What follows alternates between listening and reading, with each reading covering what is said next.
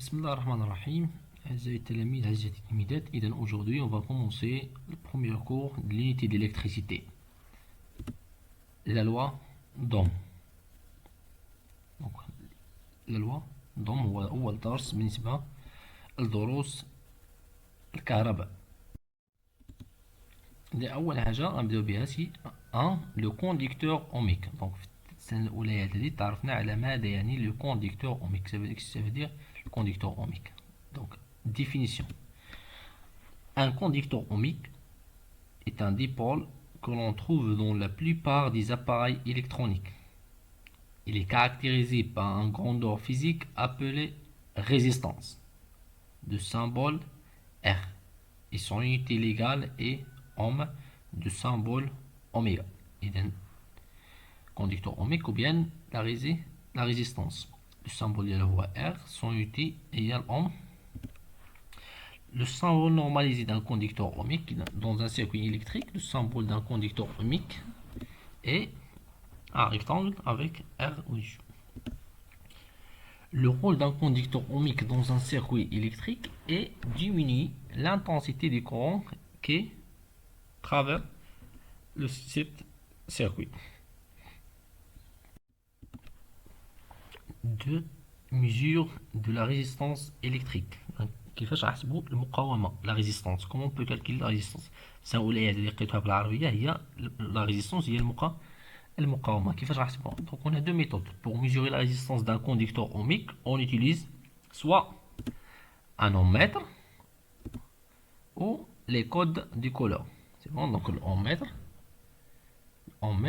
voilà ou bien les codes du couleur ولو سامبول نورماليزي ديال الاوميتر هو هذا السيركل داخل ديالها هو فيه اوميغا. اذا هادشي اللي زاد في الاول هو لي رابيل. بون ماتنون غنمشيو لا لوا دوم. في هاد لا ريزيستونس كاين واحد القانون واحد لا لوا اون ابل لا لوا دوم. دونك caractéristique d'un conducteur ohmique. Donc pour effectuer des mesures de tension et d'intensité pour un conducteur ohmique de résistance R, on réalise alors le montage suivant.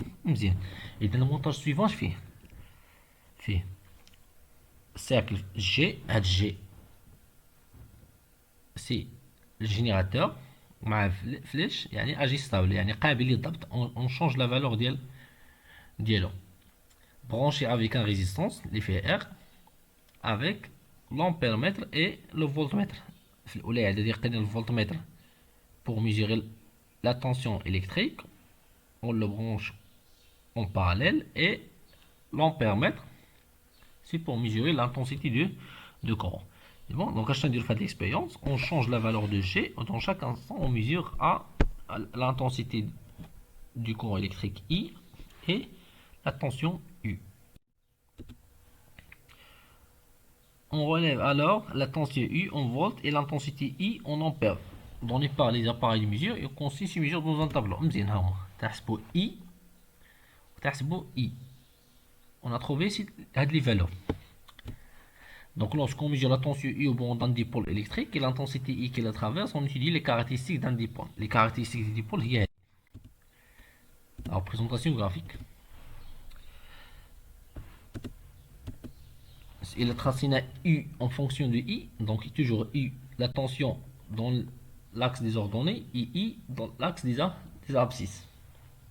لقينا واحد اللي ترسينا لا كور لقينا واحد لا فونكسيون linéaire qui passe par l'origine. La fonction linéaire qui passe par l'origine, on l'appelle caractéristique des conducteurs ohmiques. Donc à partir de la fonction de la courbe, on constate que la fonction I en fonction de U est une fonction linéaire. Donc la caractéristique d'un dipôle ohmique est une droite qui passe par l'origine du repère. On y déduit que la tension et l'intensité I sont proportionnelles, يعني متناسبين. Le coefficient de proportionnalité I U sur I. Le coefficient directeur. C'est bon. Le coefficient de proportionnalité هو le coefficient directeur. عارفين كيفاش غنحسبوه هو U sur I. وهاد I sur I هي la résistance ديال داك le conducteur ohmique. Donc هنا واحد الرésumé ديال l'énoncé de la loi d'Ohm. Donc la tension U au bord d'un dipôle de résistance R, donc on a proposé la loi valable seulement dans les conducteurs ohmiques. La tension U au bord d'un dipôle de résistance R est proportionnelle à la densité du courant électrique I qu'il traverse. Cette loi se traduit par la relation I est égal à R fois I. Donc U, la tension, égale à la résistance fois l'intensité du courant. Avec les grandeurs, chaque grandeur avec l'unité légale.